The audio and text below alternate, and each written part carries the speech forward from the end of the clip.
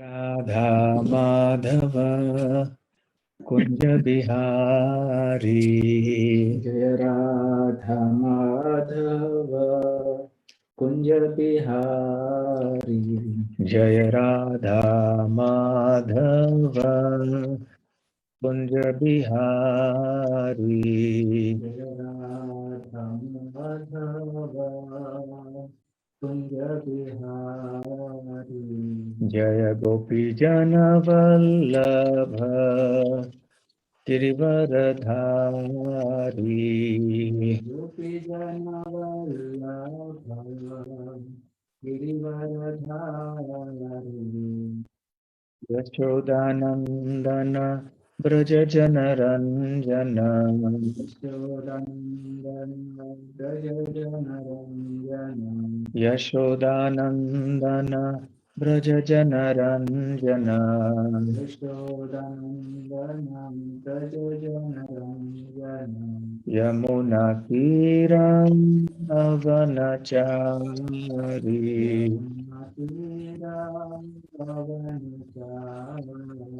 यमुना तीरावनचारी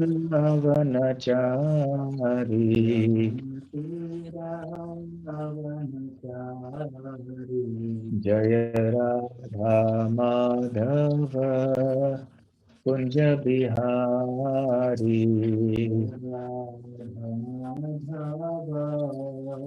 कुंज बिहारी जय ओम विष्णुपाद परमहंस परिव्राजकाचार्य अष्टोत्तर शत His Divine Grace Abhay Charanaravvind Bhakti Vedanta Swami Srila Prabhupada ki jai Ananta Koti Vaishnava Vrinda ki jai Shri Shri Radha Shyam Sundar Lalita Vishakha ki jai Shri Krishna Balaram ki jai Shri Gaur Nitai ki jai Shri Vrindavan Dham ki jai Srila Prabhupada ki jai Nitai Gaur Premanande Hari Hari Bol Jai Om Vishnupad Jai Om Ajnanatimirandasya Jnananjana Shalakaya Chakshurunmilitam Yena Tasmai Shri Gurave Namaha Shri Chaitanya Manobhishtam Sthapitam Yena Bhutale Swayam Rupa Kada Mahyam Dadati Svapadantikam Vande Ham Shri Guru Shri Yudapada Kamalam Shri Gurun Vaishnavamscha Shri Rupam Sagrajatam Sahaganda Raghunathanvitam Tam Sajivam Sadvaitam Savadhutam Parijana Sahitam Krishna Chaitanya Devam Shri Radha Krishna Padam Sahaganda Lalita Shri Vishakhanvitamscha Nama Om Vishnu Padaya Krishna Presthaya Bhutale Srimate Bhakti Vedanta Swamin Niti Namine Namaste Saraswate Deve Gauravani Pracharine Nirvishesha Shunyavadi Paschatya Deshatarine Vancha Kalpatarubhyascha Kripa Sindhubhya Evacha Patitanam Pavanebhyo Vaishnavebhyo Namo Namaha Jai Shri Krishna Chaitanya Prabhu Nityananda Shri Advaita Gadadhara Shivasadi Gaura Bhakta Vrinda Hare Krishna Krishna Krishna Hare Hare Hare Rama Rama Rama Hare Hare Hare Krishna. I am very happy to be with all of you from ISKCON Baltimore, Maryland. It has been a while since I have been with all of you. I was very happy when I received the invitation from Pradyumna Prabhu for a class. I do hope that all of you in Baltimore, as well as from other places, wherever you are, that you are fine and safe. And I hope that your Krishna consciousness is also progressing well. So you might have been a little surprised to hear the topic for today, which is the genealogy of Lord Krishna.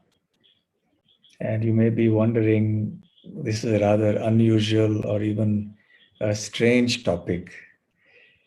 Actually, it is based entirely on the Srimad Bhagavatam. And it is an important topic for us to know also. Actually, some days ago, I had a class for another group of devotees elsewhere.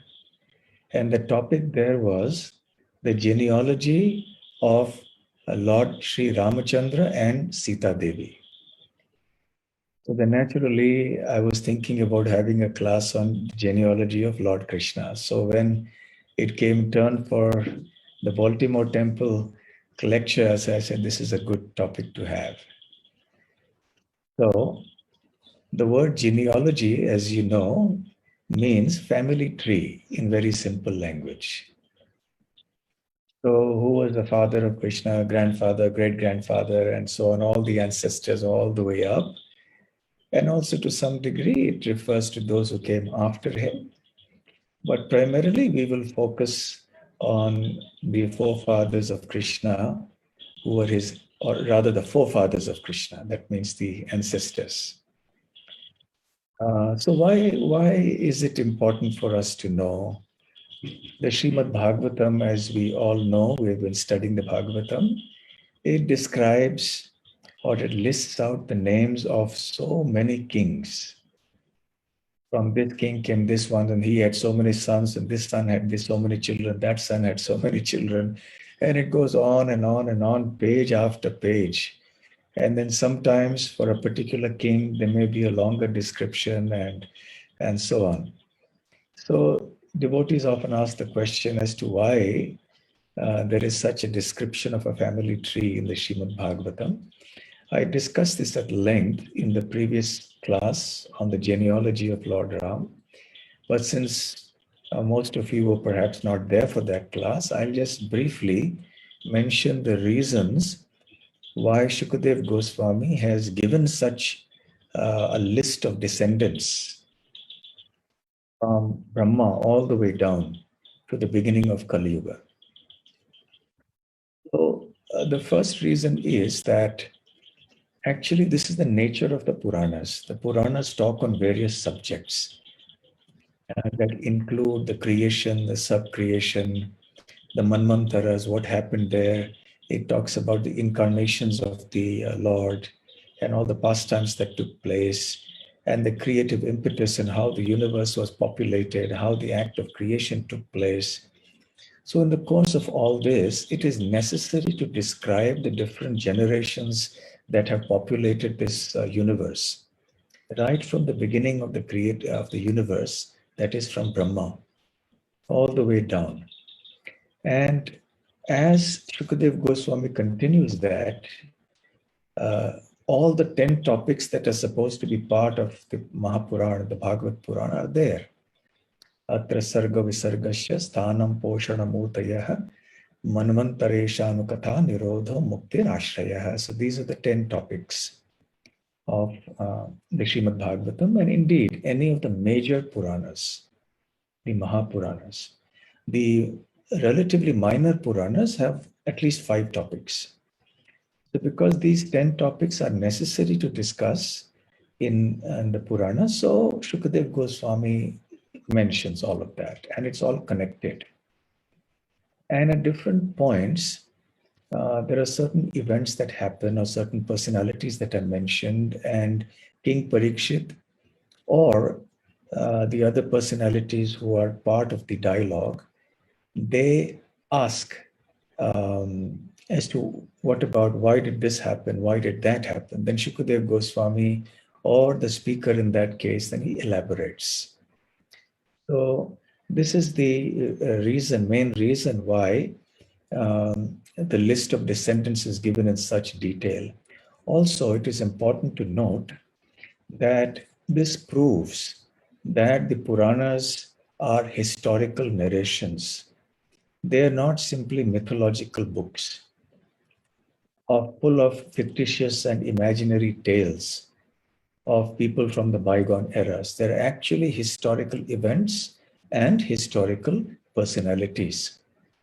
Otherwise, what was the need to describe in detail, page after page, names of so many descendants, many of whom were not so noteworthy and not worthy of discussing in great detail? So what was the need to say all these names? So we can understand that these are actual events that happened. And of course, because these personalities and events have a role to play in the build-up to the appearance of the Supreme Lord in his various incarnations, and the Srimad Bhagavatam is meant exclusively for Bhagavata, it is connected to Bhagavan. Therefore, all these other topics that are discussed have also to be seen in connection with that. Therefore, the topics of the Srimad Bhagavatam are all important and they're all ultimately connected to the Supreme Lord. And all these personalities that, the main personalities at least that we will discuss, have been very great exalted personalities. Most of them have been very pure devotees or they've been associates of the Lord in some way. So it is important to discuss them. So this is a brief introduction about why the genealogy or the family tree of the Srimad Bhagavatam is so important. Especially, I would urge you to look at Canto 9. Those of you who have Srimad Bhagavatam after this class is over, no, not now, you need not do it now. You can see this like this. You have all the charts, the genealogical charts given at the end of Canto 9. So you can look at that and study it in your when you are studying Srimad Bhagavatam. You can try to follow the whole sequence and the chronology of how the Bhagavatam has been discussed. And it will all begin to make sense why a particular topic is discussed at a certain time and so on. A very detailed family tree. I remember many years ago, there was a chart called the family tree of the Srimad Bhagavatam that was published in the Back to Godhead magazine many years back. And that is a summary in one chart of the entire family tree of the Srimad Bhagavatam. So, in discussing the genealogy of Lord Ram or of Lord Krishna, essentially, I have taken from the charts that are mentioned here in the ninth canto, I beg your pardon. So I have extracted the relevant portions of that, and we'll be discussing that. Okay, so I will start because I hope it doesn't stretch too long. So I would like to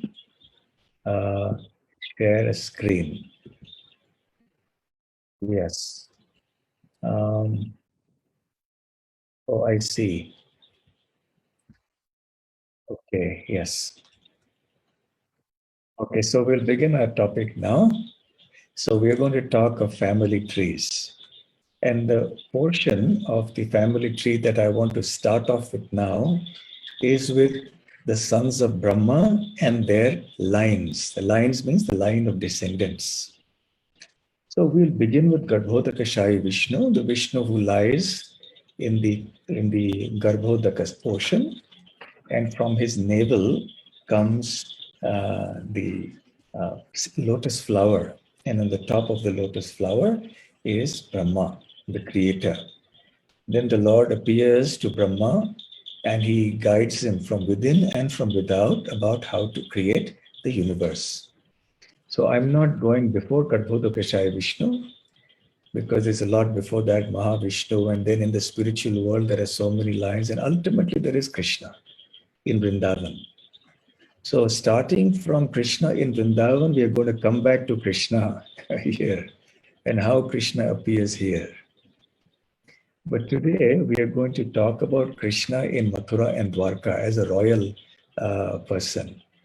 The family tree of Krishna in Vrindavan, in Vraja, that I'll discuss in another lecture because that is there are a lot of things to discuss there. Okay. So now, from Brahma, he had many sons, okay? And Atri was one of them, Marichi was another, Swayambhuva Manu was another, and there were many others, like Lord Shiva, Narada, the four Kumaras, and so on.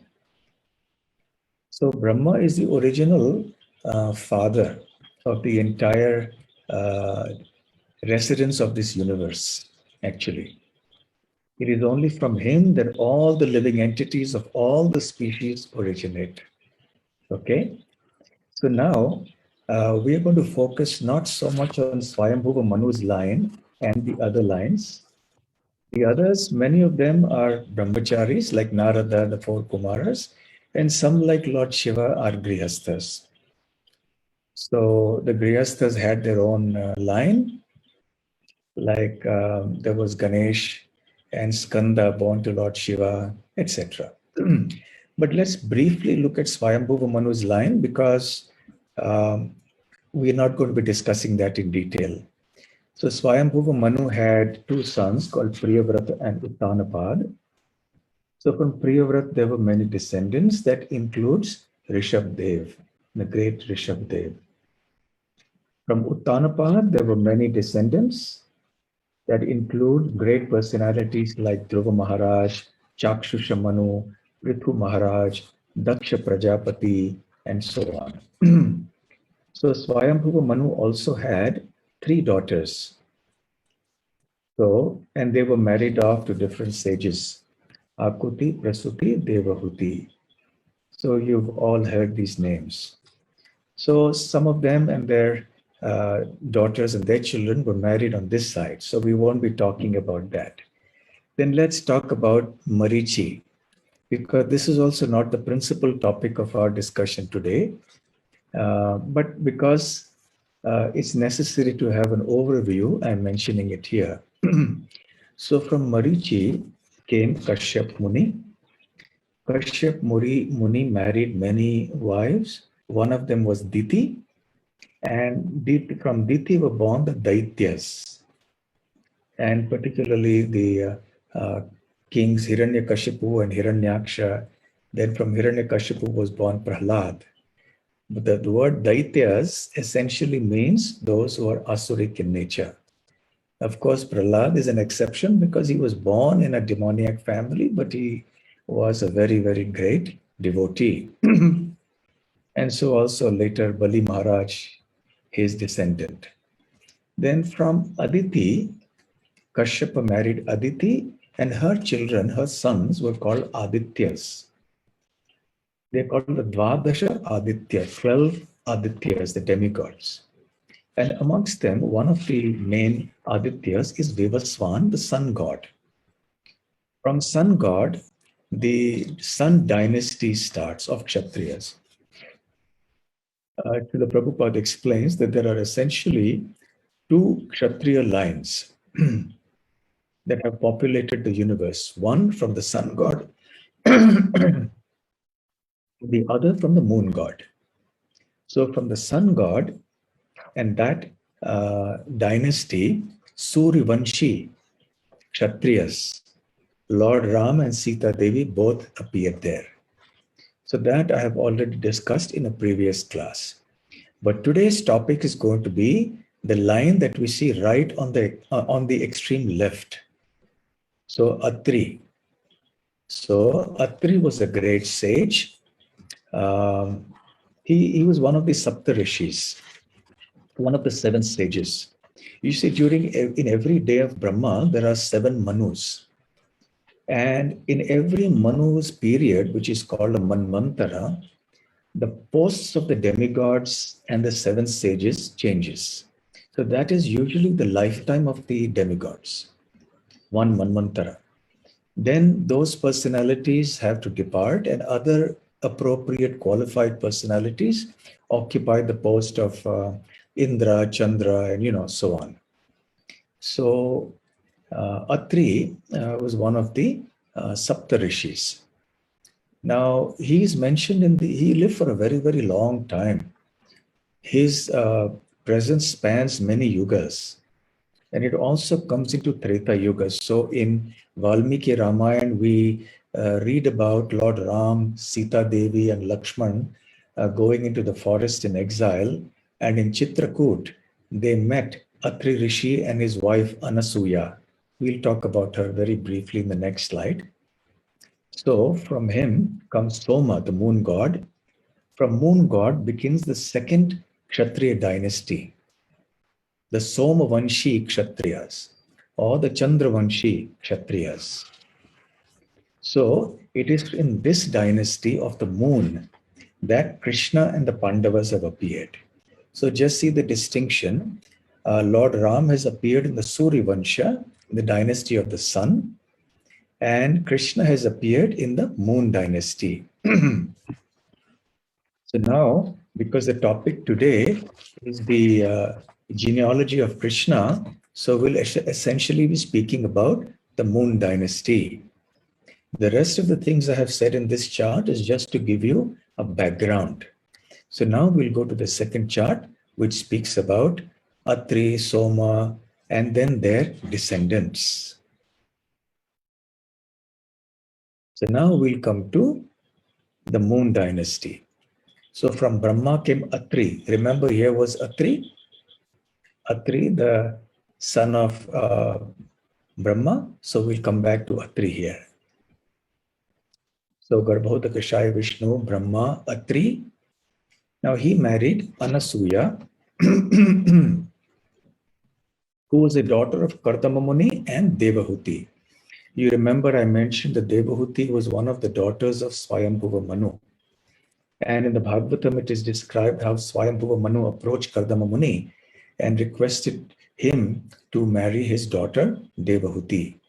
And from Devahuti and Kardama Muni were born many daughters and also one son.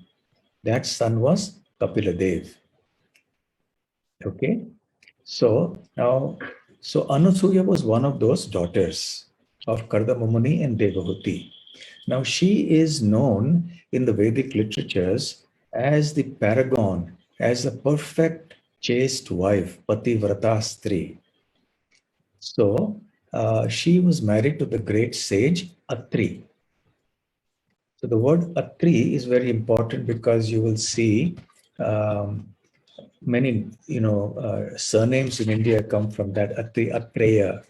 Even the word Dattatreya, Datta of Atri, belongs to that. So Atri was a sage who was also, he had many, many descendants. So there was the pastime of Atri in the Bhagavatam that he did not have clear understanding of who the Supreme Personality of Godhead was. He was merely asked to perform penances by his father Brahma. So he started performing penances and he started praying to that one Supreme Lord. He didn't know exactly who that one Supreme Lord was. And so, and he asked, he asked for a son like the Supreme Lord, So anyway, he performed austerities for a long time. And then the Bhagavatam describes that Lord Vishnu, Lord Shiva, and Lord Brahma, all three appeared in front of him. And he was surprised. He said, I called for the, Jagadishwar, the creator of the universe. So which one of you is that? So I do not know. So in any case, they came there, they blessed him, and they went away. And because he wanted a son or a child like the Lord, therefore, Srila Prabhupada explains in the purport that he has a materialistic kind of bent to his austerities. Had he wanted Krishna as his son, then that would have been devotional. But he wanted someone like Krishna, someone like God. Okay, so in any case, so those Trimurtis, those three great personalities of the universe, they appeared in three forms. So Atri therefore had three sons. The first was Dattatreya, Datta, who was born of Atri, and he's a partial incarnation of Vishnu. Then there is Soma, who is a partial incarnation of Brahma. He's also the moon god, Soma or Chandra. And there was Durvasa Muni, the partial incarnation of Lord Shiva. And we have all heard about Durvasa Muni in connection with Ambarish Maharaj and in connection with other pastimes as well. So Soma, the moon god, is actually a very important personality in the Vedic history and Vedic culture as well. Apart from the fact that he is the ancestor of Krishna, and it is in his dynasty that Krishna appears, there are other reasons for which Chandra or Soma is important. First of all, he's one of the Navagrahas, one of the 9 planets which astrologers speak about. Hmm? And therefore, the Somavar, is Monday, right? And even Monday, the word Monday is in the Western system refers to the moon. So the Indian system and the Western system, there are many similarities there. So he is in charge of Monday or Somavar. And Chandra or Soma is the demigod who is in charge of the moon. And he has been empowered, and there's a long history in the Puranas to that. We don't have time to get into all that. But he was given the charge of the celestial objects along with plants and vegetation and also for the night. Therefore, in Bhagavad Gita also Krishna speaks about how the taste of vegetables comes from the moon. So that's an important point. And also during Sharad Purnima, you will remember that we leave the kheer out, the sweet rice that we make, we leave it on the terrace up so that they may soak in the rays of the moon and become delicious. Mhm. So that is Soma. Now, he married 27 daughters of Daksha Prajapati. You remember I mentioned Daksha in the earlier thing as one of the descendants of Swayambhuva Manu. So these 27 Devis, or they are actually the deities, predominating deities of the nakshatras. For those of you who are familiar with Vedic astrology or astronomy, you will know that there are constellations and there are also asterisms. Asterisms are basically groups of these celestial objects, like Kritika is one of them. So it has 5 or 6 objects there. Then you have 27 such, and they're called nakshatras in Sanskrit. So it's an important time, and you'll find references in all the Vedic scriptures, including Ramayana, Mahabharata, the Srimad Bhagavatam. For example, Krishna's appearance happened at the time when Rohini Nakshatra was on the ascendant, you see. So these nakshatras are mentioned. So he married the 27 daughters of Daksha, each of whom was a particular nakshatra, who was the deity or the Devi in charge of that nakshatra or that asterism. Now it so happened somehow that Chandra was more inclined towards Rohini, one of his wives, and he neglected the others. So naturally, the others were unhappy and they complained to their father Daksha. So Daksha cursed them, cursed the moon god. He cursed Chandra. And he said that you will lose your power. And then Chandra was aghast and he begged forgiveness from Daksha. And he promised to rectify his conduct. Daksha could not completely undo the curse, but he somewhat modified it and said, okay, so you will partially lose your brightness and then sometimes you will have it. And after that incident, Srila Prabhupada also explains in the purport in the Bhagavatam there that the moon has phases. So from the new moon, then it goes up to the full moon. It becomes brighter and brighter till full moon. And from full moon to the new moon, again, it starts getting darker and darker or less bright. So the phases of the moon have happened there. So anyway, the Soma and the partial incarnation of Brahma is a very important personality.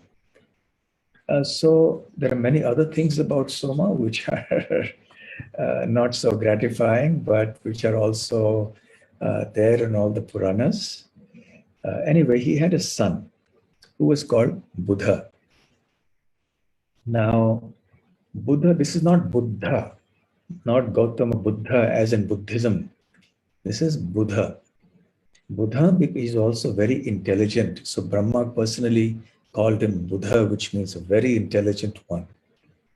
And just as Soma is in charge of Monday, Somavar. So Buddha represents Mercury planet and he is in charge of Wednesday. So he actually is the first king of the Soma Vansha, of the Soma dynasty, the moon dynasty. But actually it is from his son, Pururava, that the moon dynasty is actually said to have begun, because Pururava is a much more celebrated king than Buddha. So Buddha married Ila, who is also Subdyumna. Again, these pastimes are there in the Srimad Bhagavatam. And from them, there was born the son Pururava. So Pururava was a very powerful king, very celebrated in the Vedic scriptures. And it is from him, actually, people say that the moon dynasty actually begins. Now, as he was a very powerful king, somehow or the other, he became attracted to Urvashi, who was a Apsara, a heavenly damsel. And Urvashi had also been cursed for some reason to become like a human being. So she came to earth, and then she had some conditions. Pururava, accepted those conditions, and they lived together for a long time. And then they had to separate because she had to go back to the heavenly planets. But nevertheless, she begot several sons for Pururava, about 6 sons. Now, it is said about Pururava that he was extremely attached to Urvashi. And this went on for a long time. And when Urvashi left, he was thoroughly heartbroken and distraught with grief. So he went and somehow he found her many years later. He begged her to come back and so on. So many things are described like this in the Bhagavatam and in some of the Puranas. And in trying to reach the higher planets of the universe, he started the first yajna for Karma Kanda. Karma Kanda is one of the sections of the Vedas where you follow certain modes of worship and so on to reach the higher planets. So because he was so attached to Urvashi and wanted to go to her planet from the Earth planet, so he started, getting these arani woods. There's certain types of wood called arani, which is used in sacrificial fires. So he bought those, he rubbed them together and so on, and then the fire was lit. So the sacrificial fire is considered as the son of Pururava. That's what the scriptures say. And anyway, the time passed, and later he developed a deep sense of renunciation because he understood the frustration of material attachment in this world. So even though the description of Pururava comes primarily in the 9th canto of the Srimad Bhagavatam, we also see that in the 11th canto, in the Uddhava Gita that Lord Krishna speaks to Uddhava, he also has one chapter, chapter 26, called Aila Gita, where King Aila, another name of Pururava, spoke this Aila Gita, which is a song of renunciation, a song expressing the futility of trying to enjoy this world. So anyway, that was Pururava. So very, very powerful king. So he had 6 sons. The middle 4 sons, they have their own place, but not important for us to discuss them here.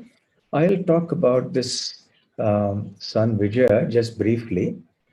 After Vijay came some descendants, and then there was a king called Gadhi. From Gadhi came Vishwamitra Muni, the celebrated Muni who is known for so many pastimes.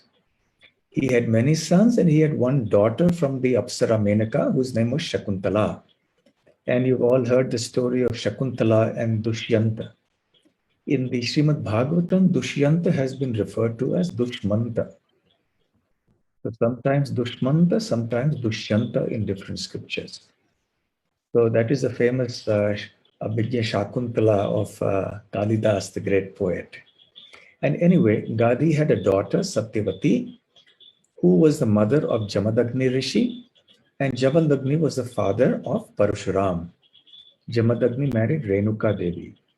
So Parshuram, the Shakti Avesh avatar of the Lord, is a descendant of Purava through Vijaya. So now we'll come to Ayu because that is the more important line for us. So Ayu was also a powerful king. He acquired his power, according to the Puranas, by his austerities. So he performed many, many austerities, and he had many sons also. Amongst them, the eldest was called Yati.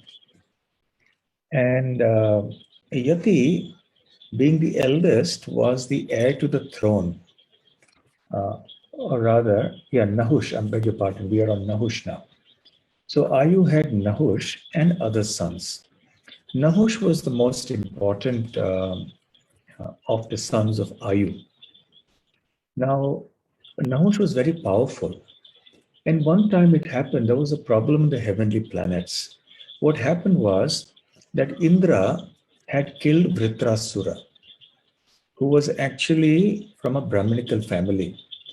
So he had to redeem himself from the sin of Brahma Hatya, of killing a Brahmana. So he went to Manasarovar and hid within the stalk or the stem of a lotus there. So meanwhile, the heavenly planet, the seat of the king of the heaven of heavenly planets was empty. So temporarily, Nahusha from the earth was sent on deputation, so to speak, to be the temporary king of the heavenly planets. So Nahush went there. Unfortunately, Nahush became very proud and he insulted the great sage Agastya Muni. And Agastya cursed him to become a python. So this is also mentioned in the Vedic scriptures. There is a brief mention in the Bhagavatam as well. And so anyway, then Nahush had to come back.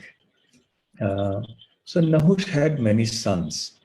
The eldest son of Nahush was called Yati. Now Yati was the heir to the throne, but he did not have interest in the world. So he renounced the world. And that is why actually the sannyasi is called Yati. So, and then the next eldest son, Yayati, he became the king. So Yayati is also a very important king for us because from him actually stem many dynasties. In the first canto of the Srimad Bhagavatam, Srila Prabhupada mentions in one purport that Yayati was the great emperor of the world and the original forefathers of all the great nations of the world, belonging to the Aryan and the Indo-European stock. And we'll see that as we go along to his descendants. So Yayati is actually the forefather of all the nations and all the Indo-Aryan and the Aryan stock in the world today. So that is why Srila Prabhupada used to say that if you want to really learn history of bygone ages, you have to read Mahabharata and Srimad Bhagavatam and Ramayana also as well. Because modern historians can speak about history only for the past few thousand years. And even then, there may be so many mistakes. But the Bhagavatam and the Mahabharata, they speak about histories and personalities and events of very long bygone ages. And these are not mythological, as I mentioned in the beginning of the lecture. They're historical recordings. Originally, they were recorded by oral transmission, that is, by word of mouth only, and it was remembered by the disciples. But at the beginning of Kali Yuga, things were put into writing. So anyway, Yayati became very much involved in sense enjoyment. Now, what happened is that he married Devyani, who was the daughter of Shukracharya. The priest of the Asuras. somehow or the other, even though it was an improper match, but it was sanctioned by Shukracharya, and it went ahead. And somehow or the other, then there was the king of Rishaparva, whose daughter was Sharmishta, and she also came. So Yayati had offspring through both Devyani as well as Sharmishta. So there was Yadu, there was Puru, and other sons as well. Now it so happened that because he also bore children through Sharmishta, Devyani was very angry. So she went and complained to her father Shukracharya, and Shukracharya cursed him to lose his, cursed Yayati to lose his virility. So Yayati became very disturbed because he was very addicted to sense enjoyment. And now that his capacity to enjoy the senses was taken away from him, he was very sorry for it. And he went and begged forgiveness from Shukracharya. So Shukracharya said, okay, I can't take back the curse, but what I can do is that if somebody can exchange his youth for your old age, then you can continue to enjoy for many years, and then you can return your youth, that person's youth, back to him and take back your old age. So then that is what Yayati wanted to do. So he called his sons together and he said, uh, you know, just imagine, he said that. So I want to enjoy this world and I don't want to become old.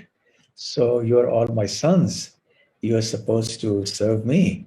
So which of you will now take my old age and give me your youth?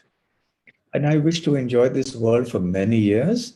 And after I am fully satisfied enjoying this world, then I'll return your youth to you and take back my old age. So he asked Yadu, the oldest among them, and Yadu refused. So he was very angry. Yayati was angry with Yadu and said, then you will not become the king. So generally, the eldest one becomes the king. Now, behind the refusal of Yadu, the Acharya says the fact that Yadu understood that he was going to be the forefather of Krishna. So anyway, so then the other sons also refused. Puru was the youngest. So when Puru was asked, Puru said, yes, father, I agree to this proposal. And so Yayati was very pleased with him. Yayati enjoyed the youth he had borrowed from Puru for many, many years. And eventually, when the time came for him to renounce, he handed over the youth of Puru back to him, and then he renounced the world. Actually, Yayati also finally renounced, just like Pururava and others. There was that training, there was that tradition, that culture that whoever you may be, even if you're a powerful king who's enjoyed all sorts of pleasures, but a time comes when you will have to renounce. So Yayati did that and he made Puru the king. So Puru became the ancestor of the Pandavas and Yadu became the ancestor of Lord Krishna. Now, you remember I mentioned just a few moments ago that Yayati is the forefather of all the nations of the world. Specifically there, Srila Prabhupada mentions that 5 dynasties originated from Yayati. One is the Yadu dynasty, which is also called the Yadava dynasty. So all those following in the line of King Yadu are called Yadavas, which is another name of Krishna. And those who follow the dynasty of Puru are called Pauravas. Now you may be wondering, is it Kauravas or Pauravas? It's Pauravas with a P. And Kuru is one of the descendants of Puru. So we'll come to that in the next chart. And through the other 3 sons that he had, totally had 5 sons, through the other 3 sons, he started 3 other dynasties. One is the Yavana dynasty of the Turks. The other is a Mlecha dynasty of the Greeks. And the third was the Bhoja dynasty. So we see that the Greeks, the Turks, and all of these communities were spread everywhere are originally descendants from Yayati. And of course, during Parshuram's time, because the Kshatriyas misbehaved, so Parshuram chastised them and he drove them away. And out of fear of Parshuram, many of the kings left India and they went and settled all over the planet. So what we'll do now is the next chart, we will discuss the ancestor of the Pandavas, Puru's dynasty. Now, the relationship between the Pandavas and Krishna is interesting because from their father's side, they are related through this dynasty. The Pandavas are descendants of Puru, Krishna is a descendant of Yadu, and they are connected like this because Yadu and Puru are brothers. So from the father's side, they're related like this, which is quite a distant relation in one sense because many generations had passed. However, their relation becomes very close from their mother's side. And that we will see when we discuss the Yadu dynasty. So next, what we are going to do is we'll discuss the Puru dynasty in which the Pandavas appeared.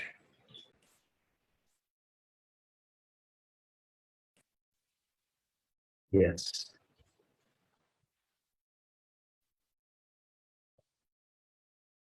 So Puru's son, Puru had many descendants. And then later, after many generations came Dushyanta. In the Bhagavatam, he is referred to as Dushmanta. So you all know of Dushmanta, Dushyanta, and Shakuntala, who I mentioned earlier. So that was the reason I mentioned her name there also as a daughter of Vishwamitra. So they had a son, Dushyanta and Shakuntala, who was Bharat. Now remember, this is not the Bharat who was the son of King Rishabdev and who in his next life or the life after next became Jad Bharat. So there are three famous Bharats in Vedic history, the most well-known. One is the younger brother of Lord Ramachandra in the Sun dynasty. The second is the son of Rishabdev, who I mentioned earlier. And the third is this Bharat, who is a son of Dushyant and Shakuntala. So this Bharat was also a great king. Actually, it is said there are differences of opinion.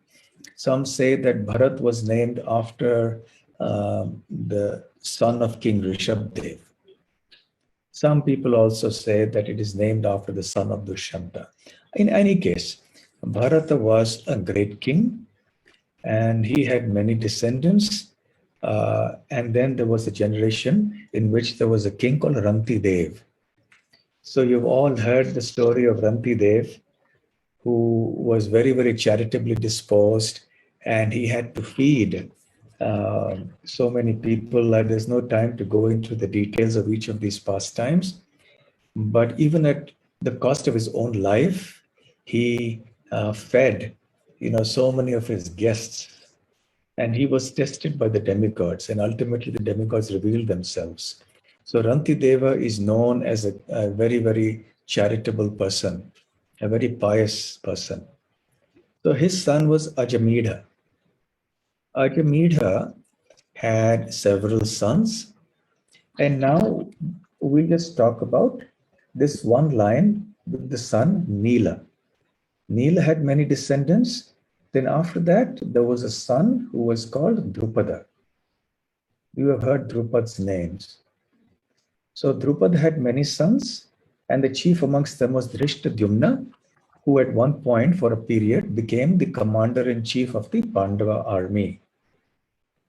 And Drupad had a daughter whose name was Draupadi. So from Drupad comes Draupadi.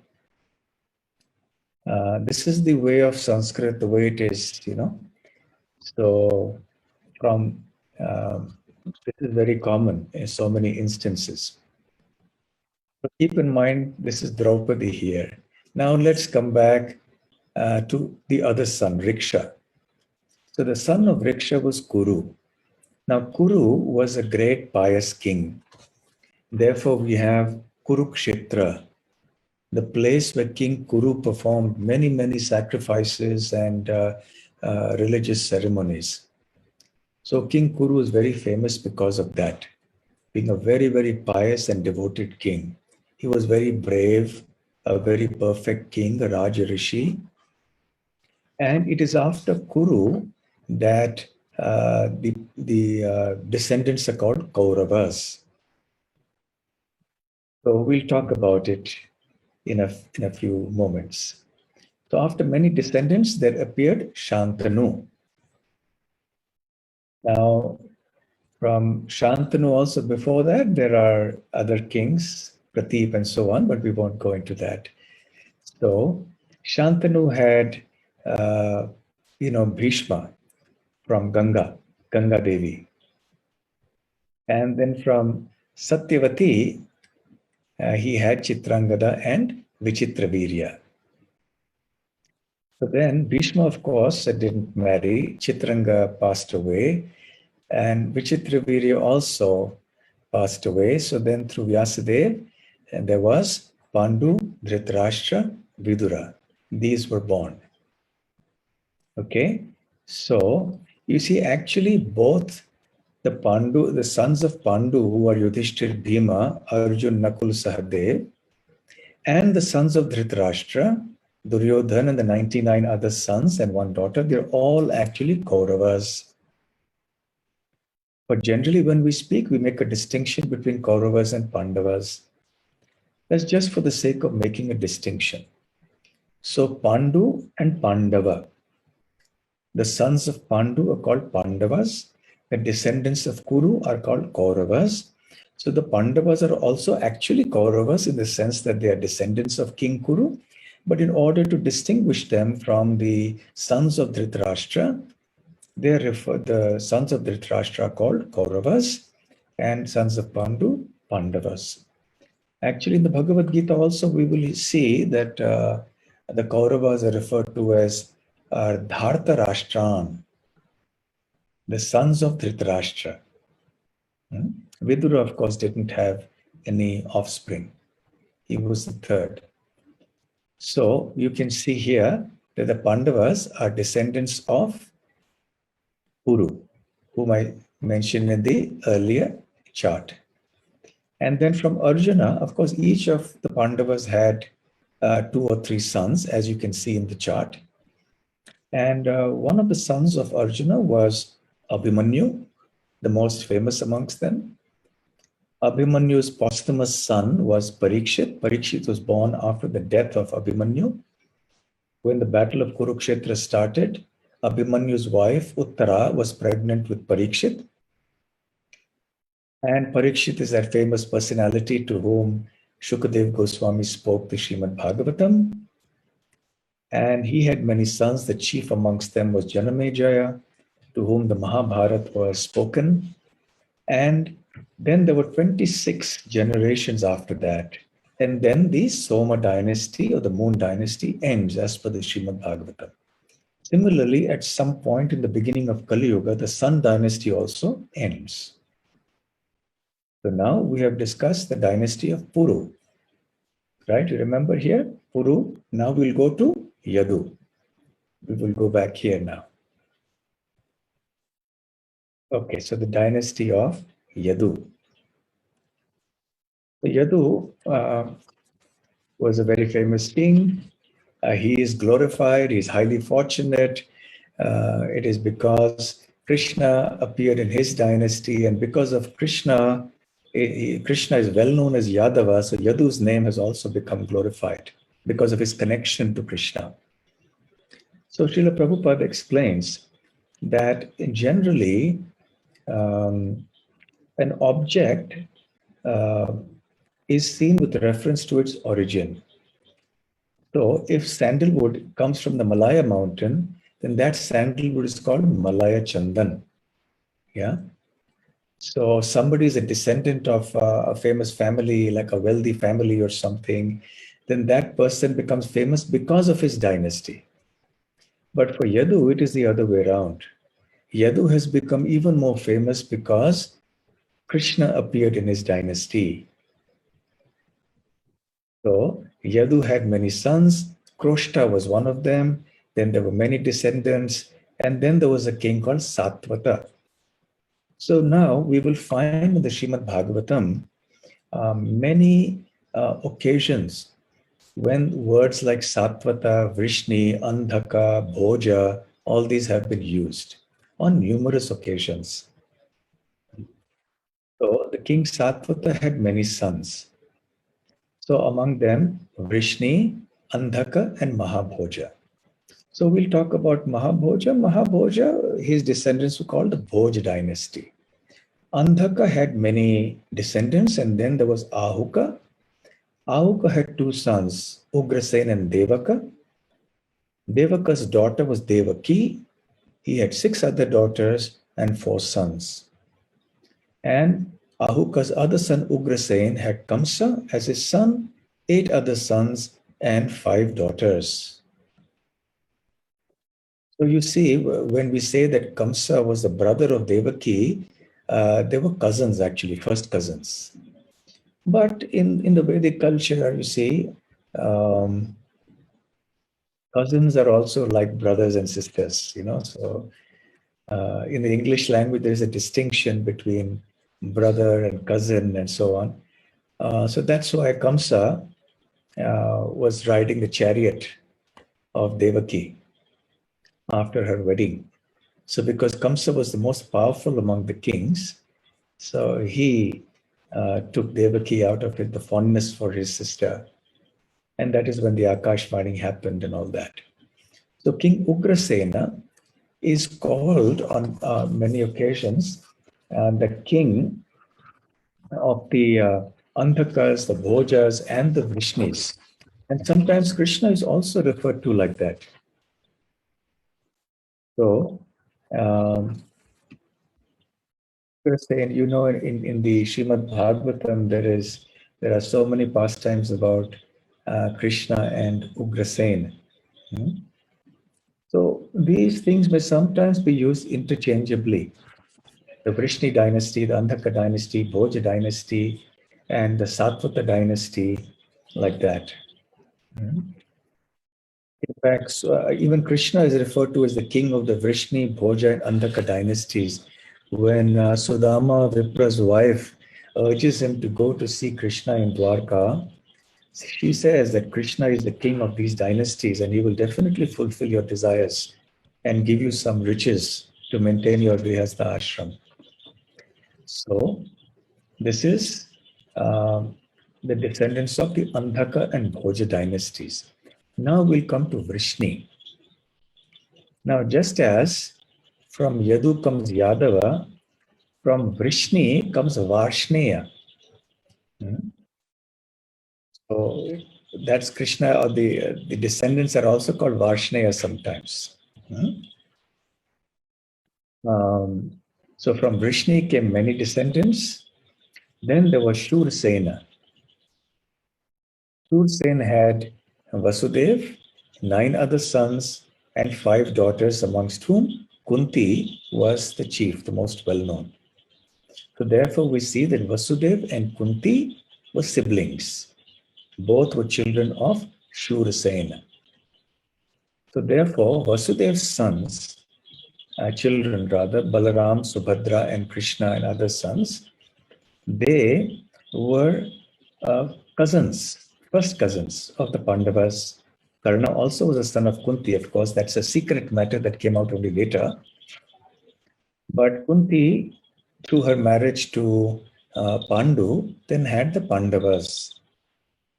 So in this way, the relationship between the Pandavas and Krishna and Balaram is much closer. Through the father, it is, as we mentioned earlier, through the Puru dynasty and the Yadu dynasty. But through their mother, it's a very close connection. So in that way, we can understand that Kunti was the maternal aunt, or rather paternal aunt of Krishna and Balaram. Paternal aunt means the sister of their father, Vasudeva. And therefore, Krishna is also called Vasudeva. Vasudeva and Vasudeva. And therefore, the Pandavas are also called Kaunteya. Now, it's not only Arjuna. We think of Arjuna as Kaunteya because that's what we see in the Bhagavad Gita. But strictly speaking, from a grammatical point of view, any of the sons of Kunti can be called Kaunteya. So, in this way, we see Krishna, Balaram, and Subhadra is an interesting thing also, that the Harivansha and the Mahabharata mention that Subhadra is a daughter of Vasudev, but not through Devaki, through Rohini Devi. Now, she came much later. So she was much younger to Krishna and Balaram.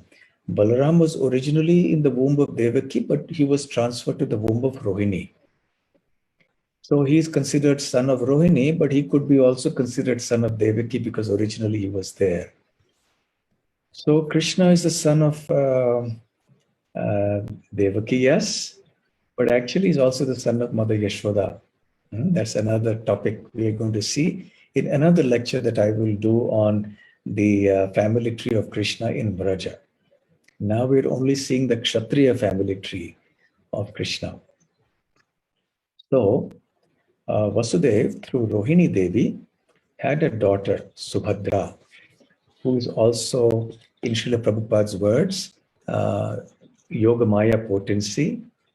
She's also like a Bhakti Shakti potency, and she appears along with her two brothers in Jagannath Puri on the altar. And in the Rath Yatra, she is very much present. She has a cart all to herself.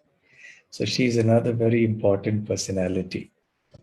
So this is how we see Krishna's appearance in Mathura. And then, of course, he moved on to Dwarka. But when it comes to Krishna in Vrindavan, he was not a Kshatriya there. He was a Vaishya. So we will speak about that in another lecture. So this is the family tree of Krishna. And further down from Krishna, his descendants, you know, he had 16,108 queens.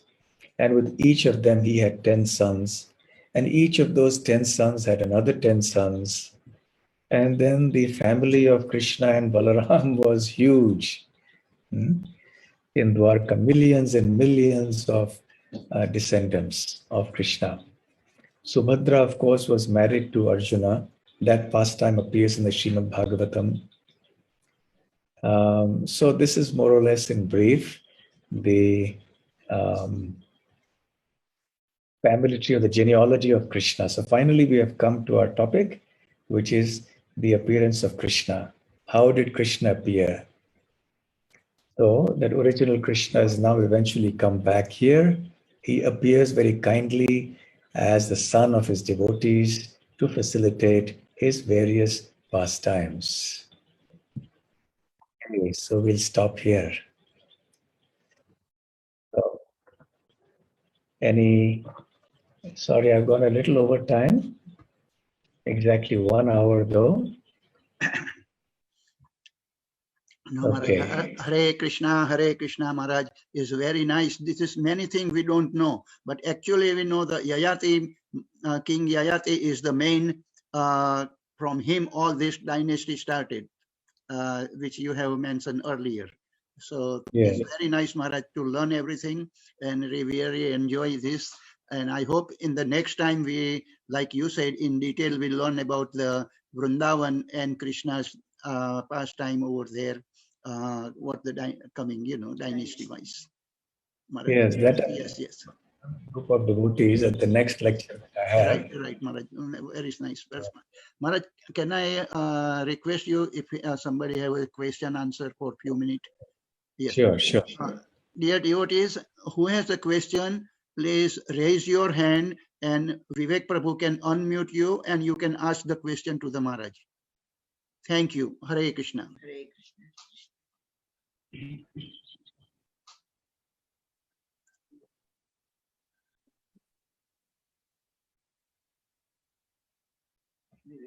Was it too heavy dose, too much of a heavy dose for all of you?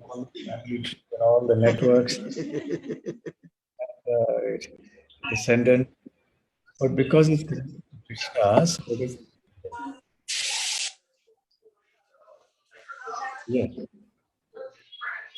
Hare Krishna Maharaj. Dandavat pranam to Srila Prabhupada, Gurudev. Thank you very much, Maharaj, for a very nice lecture.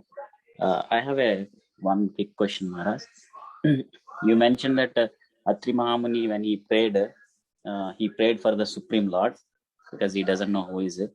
But may I know, Maharaj, like, is there any significance why the three personalities came when he prayed for one Supreme Lord? Because he himself was not clear about who he wanted. So Jagadishwar, so Vishnu is Jagadishwar in one point of view because he's the maintainer and sustainer of the universe. Brahma is Jagadishwar because he's the creator. And Shiva is Jagadishwar because he's the destroyer. So all of them are Jagadishwar. So it was not clear who he was referring to. Atri was not very clear in his conception of who Jagadishwar was. But nevertheless, very kindly, all three of them appeared before him.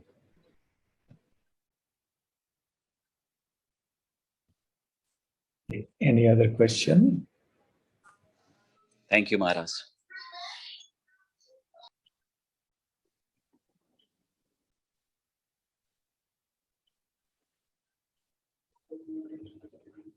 So one question is, can you tell us about Subhadra Mata and when we should celebrate her birthday? I was thinking of doing a class on one of the Sundays here on Subhadra Devi. Because we talk of Krishna, but very little is known about Subhadra Devi. So I'll be doing an entire class on her at some point. That will be, I think, in Hindi though. But as far as her birthday is concerned, I'm not sure. I'm sure in Puri, they are very clear. They are very particular about this. Balaram's birthday, Krishna's birthday, that we know.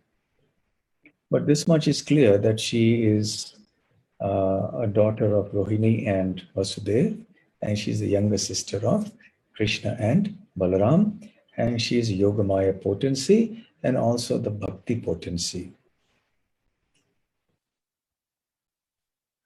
Any other questions?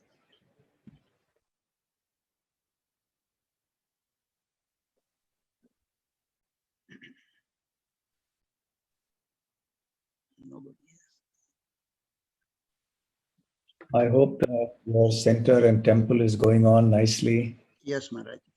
The temple is fully constructed and everything is settled. Yes, Maharaj. Everything is settled and all the programs and going on nicely. We have Baltimore has a Rath Yatra is coming on July 24th. Okay. Right. So this is our 18 years Rath Yatra in Baltimore Inner Harbor. We are doing this Rath Yatra, and every year doing. But last 2 years we don't have Rath Yatra because of Corona crisis. Okay. So now we have Snan Yatra is coming in July 10th. So whole the month of July is very busy for us. All devotees over there working hard for the Rath Yatra, Maharaj. Very nice. Wonderful, wonderful, Yes, very nice. Hare Krishna. Hare Krishna, Hare Krishna, Maharaj. Please Yeah. unmute. Everybody unmute. Maharaj, I have a question. Yes. Hare Krishna, Maharaj. Yeah. Thank you so much, Maharaj, for detail explaining the tree from Bhagavatam. Can you hear me, Mataji, Maharaj? Yeah, you come on the video so we can see who's asking the question. All right. Hare Krishna, Maharaj. Krishna. Yes. So, Maharaj, the question I have is, so you mentioned about Lord Krishna appearing through this entire family tree. Two questions I have is, Maharaj, in Bhagavatam it states that Lord Krishna in the 4th canto that he appears along with Arjuna from Lord Naranarayan Rishi, right? So how is that connected in this tree? And also the second question, follow-up question is, why all this arrangement, such a detailed arrangement for Lord Krishna to appear? Of course, he is the Supreme Lord, he can do it, but is there a specific reason as to why the Supreme Lord does have this kind of a detailed arrangement? Yeah, were you there in the beginning of the lecture? I missed Maharaj. Yeah. So you can hear that later. Sure. So I answered that question about why the genealogy is important and why in Srimad Bhagavatam, so many pages and after pages are devoted to the list of descendants, generation after generation. So I mentioned that in the very beginning of the class today. Sure. Okay. And regarding your second question, what was it as to why this Naranarayan Rishi? Well, you see, that is a different appearance. Lord appears in different incarnations. So now we are talking of his current appearance 5,000 years ago in Mathura and Dwarka. So the genealogy is with respect to that. With respect to his other avatars, that is, when he appears in human society, then that is separately dealt with. Like Lord Ram, he is part of the Surya Vansha, the solar dynasty, right? So the different, whenever the Lord appears in the human species, of course, he always remains the Supreme Lord. But when he appears in the human species, he generally appears as a Kshatriya, not always. Like in Kapila Dev's case, for example, he was not a Kshatriya. But he may sometimes, often appears in the Kshatriya dynasties. And then he has to link up with some line, because he has to, he appears just like any other human. So therefore, he appears as somebody's son, and that person is somebody's son. And so there's a whole genealogy that goes with that. Okay? So Maharaj, so you're saying Lord Krishna appearing via Sri Naranarayan Rishi is different. It's not connected with this genealogy. Sorry. Naranarayan Rishi is part of this genealogy. Okay. I mentioned him here. He is also part of the tree. Okay. And he will be there. But we have to remember that this is happening cycle after cycle, age after age. Okay. It's not one-time thing. Okay. In Brahma, the Lord is appearing in so many different forms. Okay, and each time he will come as Naranarayan, each time he will come as this. So actually, Naranarayan Rishi themselves, they are, Nara is Arjuna, Narayan is Krishna. Originally, Krishna is the supreme. Narayan comes from Krishna.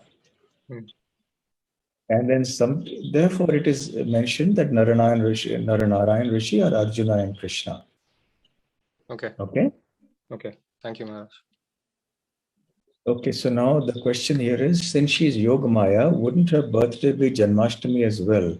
I'm just curious, since I have been worshipping her. Well, that is why I said that I will have to give a separate lecture for this, because even though she is, see, we can talk of Subhadra Devi as Yogamaya, as Mahamaya, and also as Bhakti Shakti.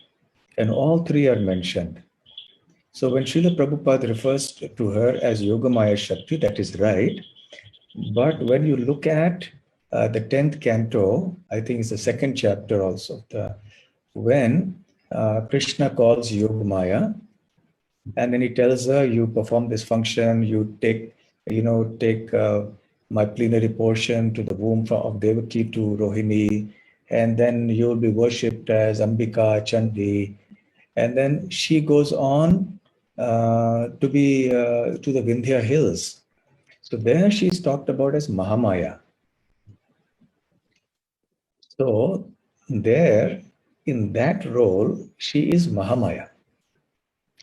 So Subhadra and Bhadra, one of her names is Bhadra. So Prabhupada distinguishes between Bhadra and Subhadra in the sense that Subhadra refers to the Yogamaya potency, Bhadra refers to the Mahamaya potency, like that.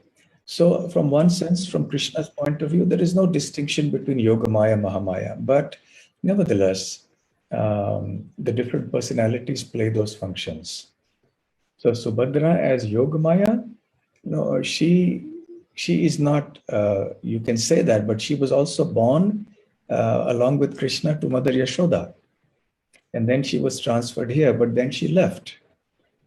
So you can say that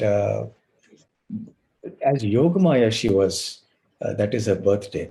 But when she was born to Mother Rohini, that was much later. Okay? So they are different dates. Okay. All right. Any other final questions? Okay. Fine. Thank you all very much. Thank you, Maharaj. Hare Krishna. Thank you, Maharaj. Really, we enjoy the class, Maharaj. Thank Hare you. Krishna. Srila Ki Jai, Jai Ho Maharaj. Jai Hare Krishna. Premanande. Jai Hare Hare Bol. On Baltimore Yatra ki Jai, Jai. Jai, Jai, Jai. Hare Krishna. Hare Krishna, Maharaj. Hare Krishna.